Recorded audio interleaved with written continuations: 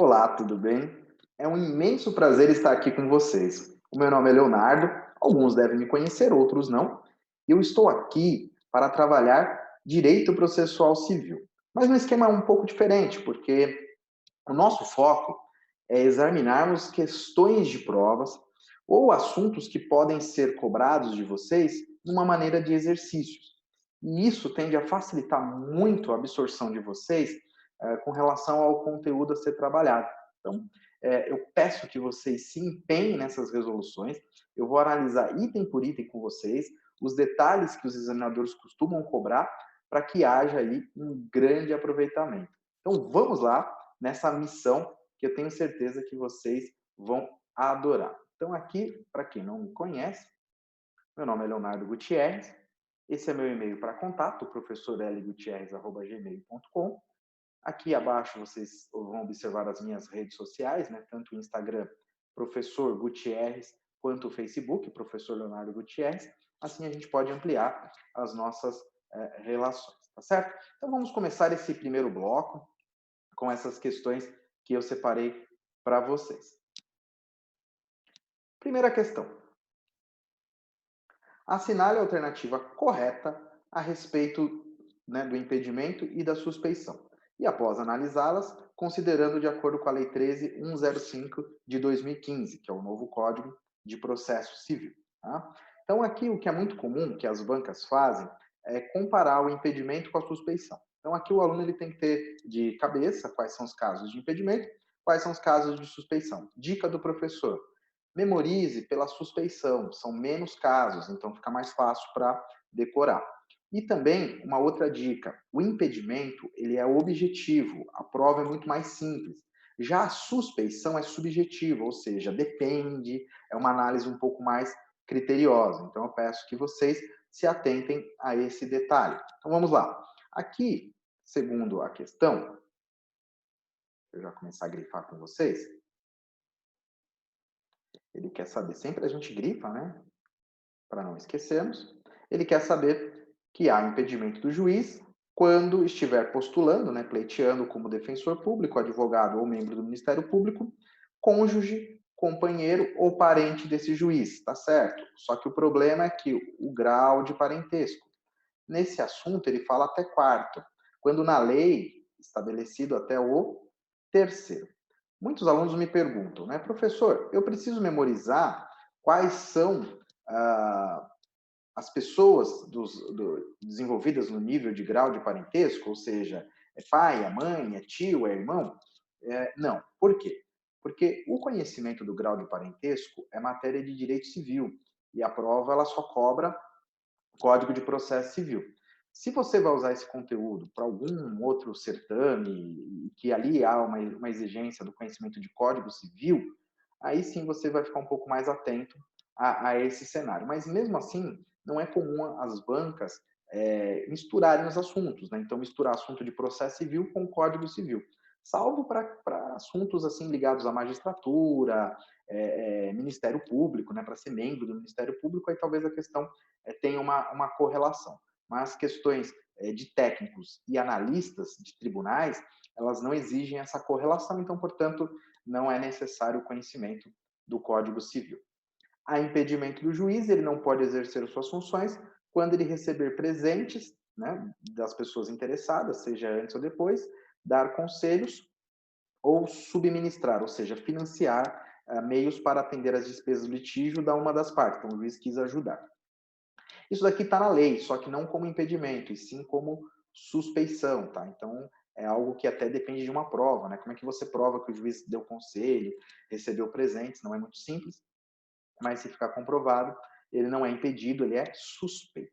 A suspeição, quando envolver amizade ou inimizade do juiz com as partes ou seus advogados. Essa é a resposta correta, ó, deu certinho aqui, ó. C de correto, né? C de certo.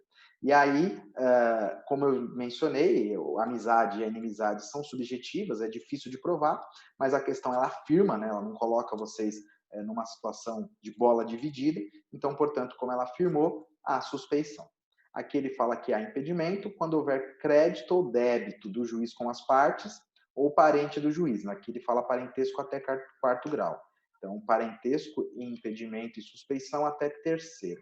Só que também há um outro erro aqui, que quando há questão envolvendo crédito e débito, não é impedimento, é suspeição, tá? Então, memorizem os casos, comecem por suspeição, assim vai ficar mais fácil para vocês.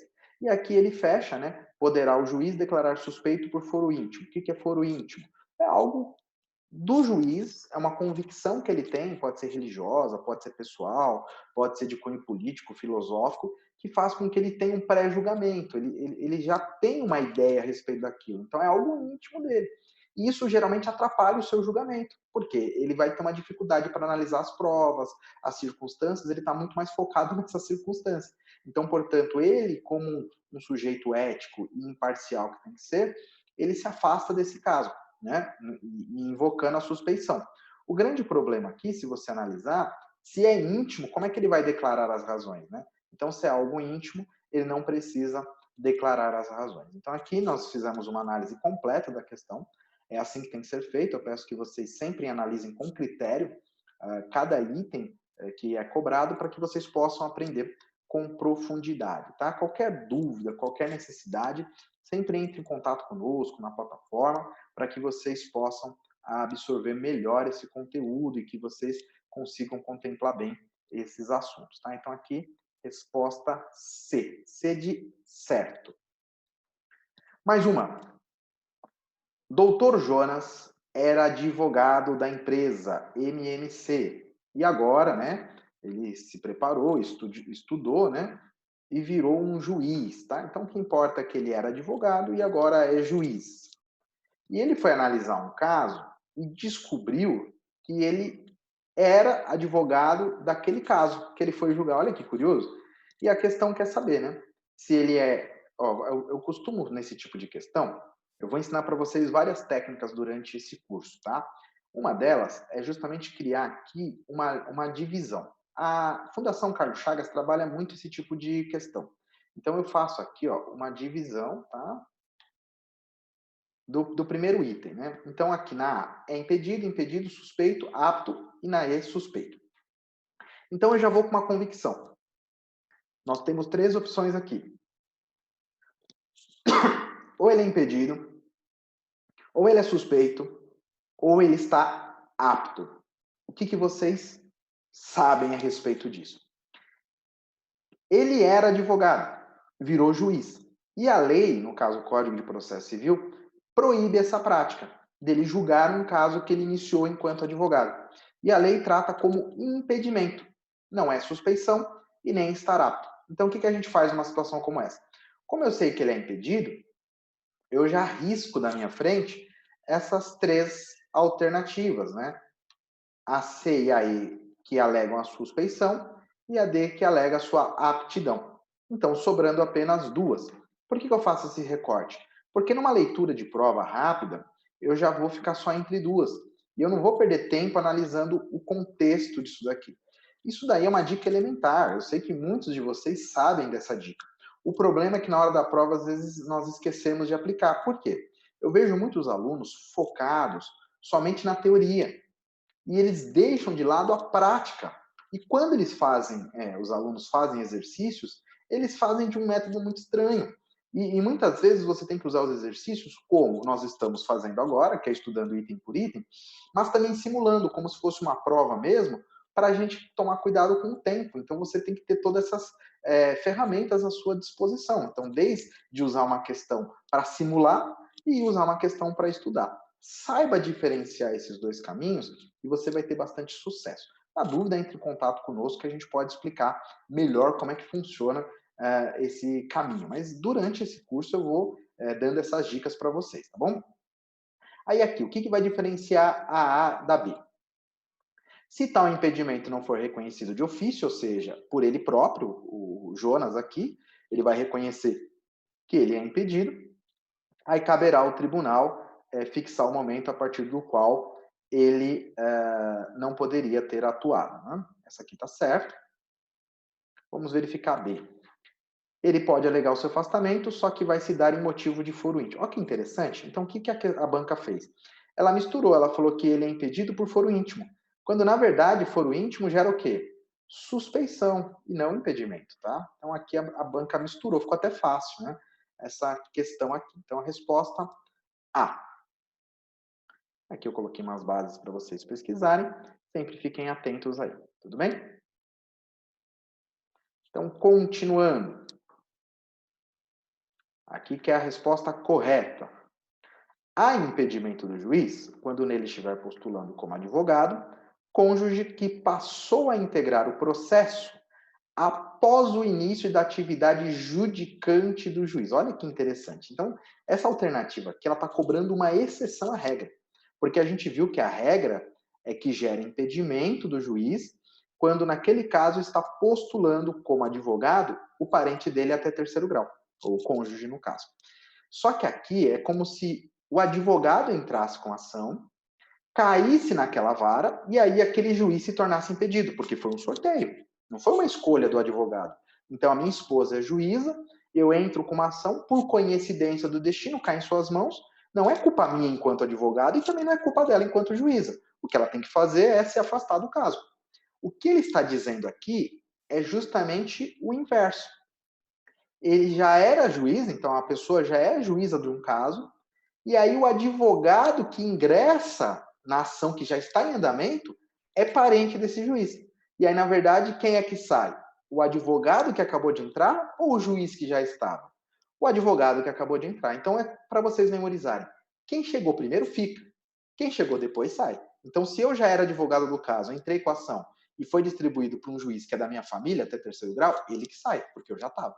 Agora, se é o inverso, quem não pode entrar é o advogado. Então, aqui não há o impedimento do juiz, né? Justamente por ser uma exceção. Então, como é que fica?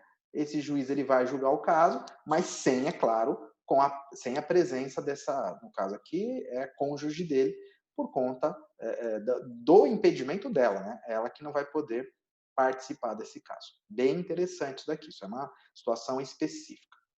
O impedimento, no caso de parentesco até terceiro grau, como juiz, né, no caso, também se verifica no caso de mandato, né, que é procuração, conferido a membro de escritório de advocacia que tem os seus quadros de advogado, que individualmente ostente a condição de parentesco, olha só que interessante aqui, né? Esses conectivos, vocês que estão estudando, mesmo quem tem muita experiência, quem tem pouca experiência, sempre fica atento, tá? Então, o salvo aqui, ele já chama atenção. Pode ser que esteja certo, pode ser que esteja errado, mas naturalmente eu já fico atento, né? Então, vocês vão perceber, durante esse curso, que nós vamos ficar atentos a palavras-chave.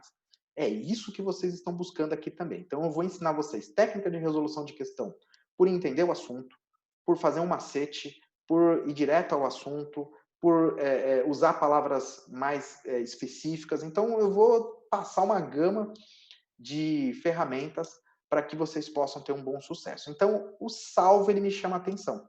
Salvo se ele não tenha tido uma intervenção direta no processo. Então, o que ele está dizendo?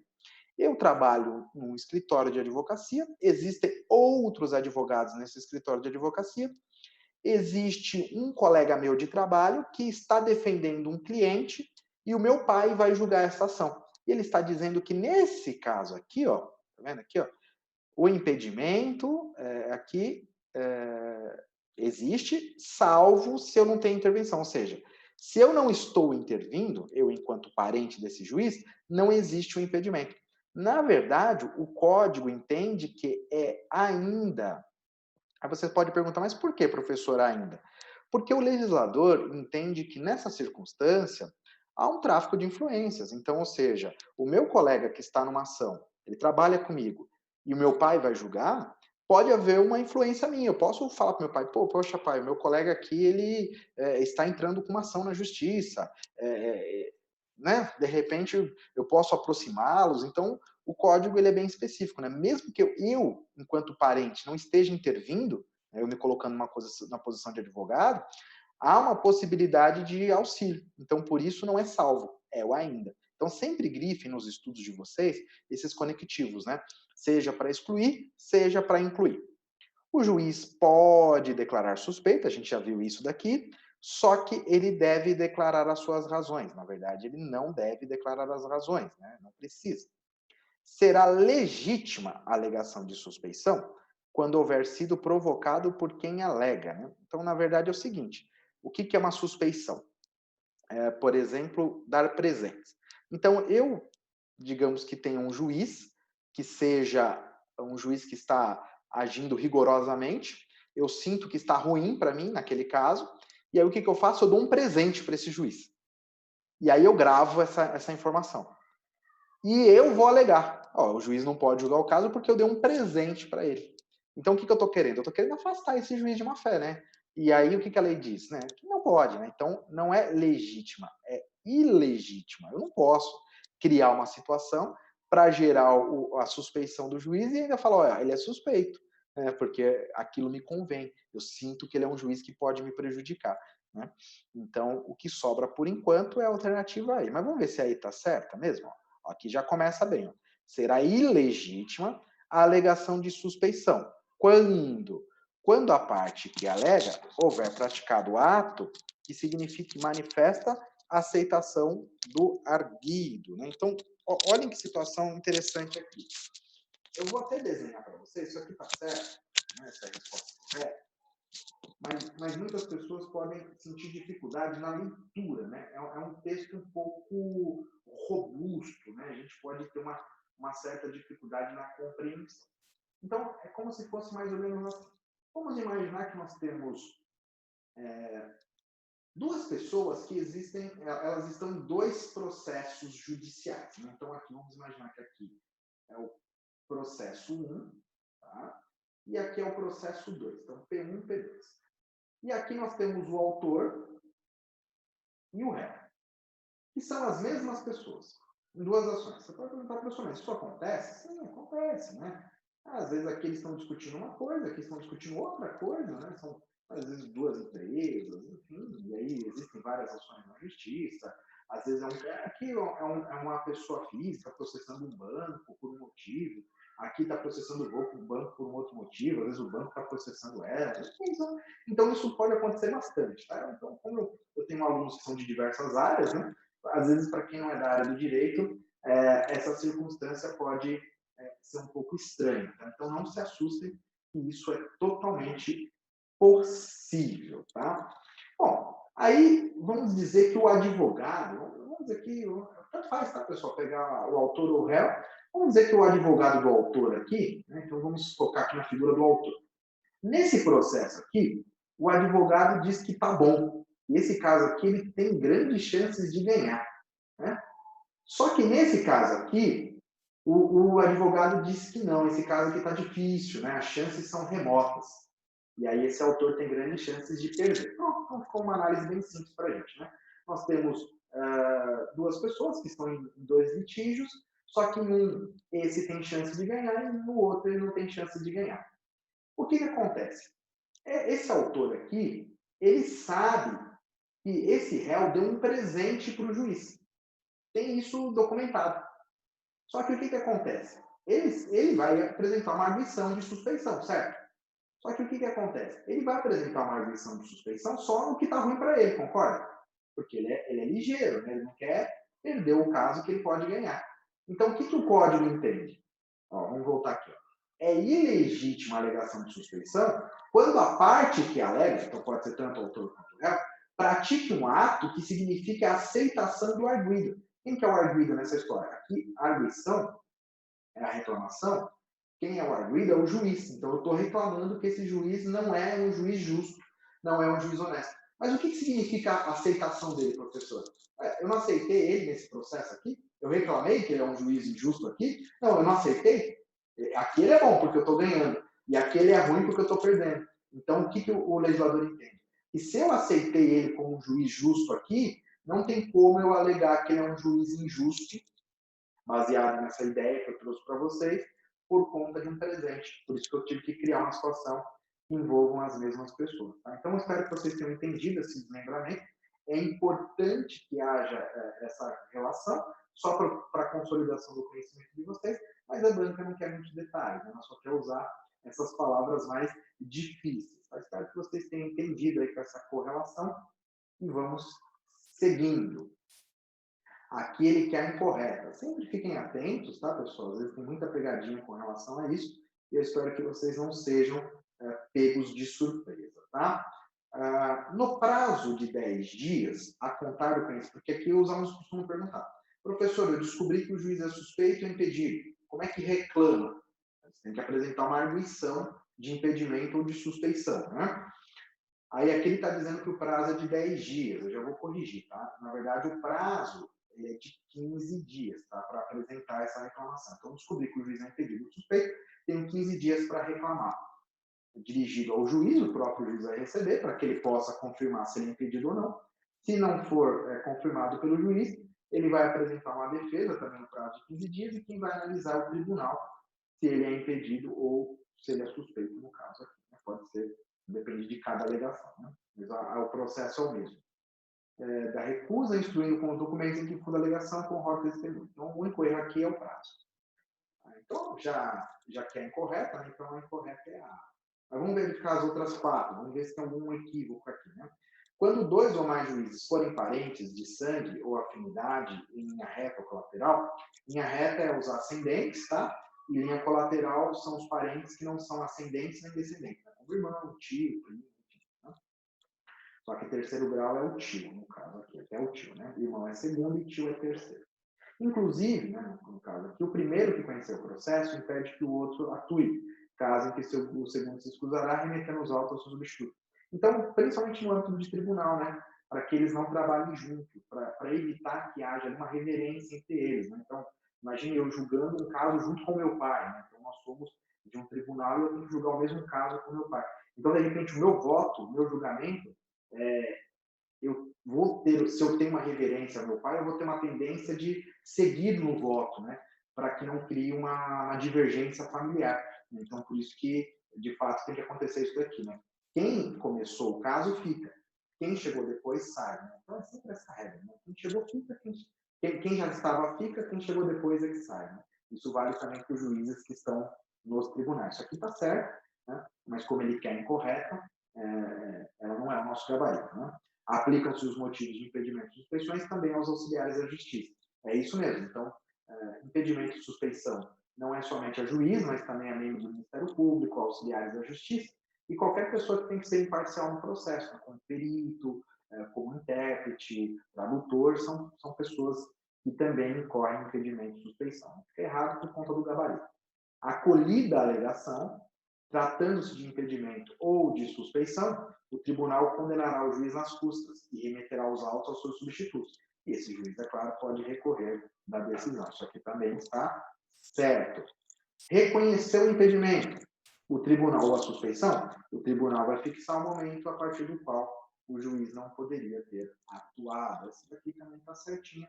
O que fica de errado é a alternativa A, e ela é a correta, porque o gabarito pede a incorreta. Só para mexer um pouquinho com a nossa cabeça. É isso aí.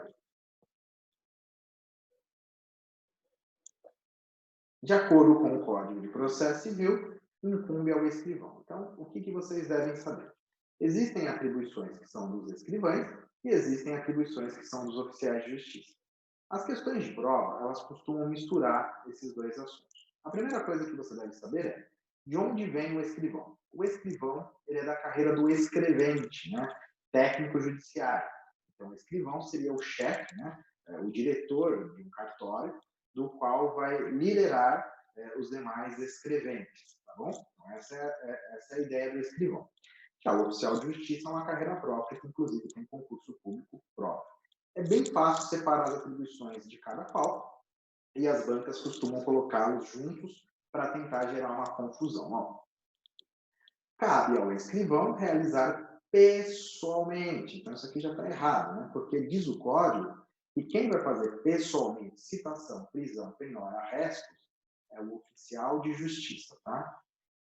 Então, cabe ao escrivão estar pessoalmente nas audiências, sim, mas não para coadjuvar o juiz na manutenção da ordem. Então, manutenção da ordem é o oficial de justiça.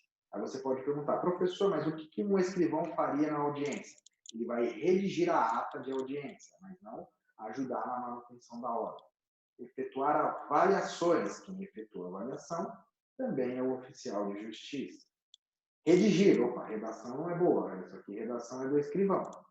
Vamos só verificar se está certo, né? Ofícios, que são comunicados oficiais, mandados, que são órgãos judiciais, e cartas precatórias, né? Que é comunicado entre comarcas, né? O juiz solicita uma carta precatória para o cumprimento de uma ordem em outra cidade. E demais atos que pertencem às suas atribuições, ao seu ofício. Isso daqui é uma atribuição do escrivão. Entregar mandado em cartório após o seu cumprimento, isso também é uma tarefa do oficial de justiça. Então, alternativa D. Eu acho que esse caminho aqui, vocês perceberam que o importante quando você resolve questões é estar sempre atento aos detalhes, porque esses detalhes eles podem ser cobrados novamente. Às vezes, por isso que eu peguei questões certas e questões incorretas. Porque às vezes o examinador ele pega uma questão que no passado ele cobrou correta e agora ele cobra a correta, e vice-versa. Então é sempre importante que vocês estejam atentos a essa temática, tá certo? Então vamos lá, dando sequência aí ao nosso estudo.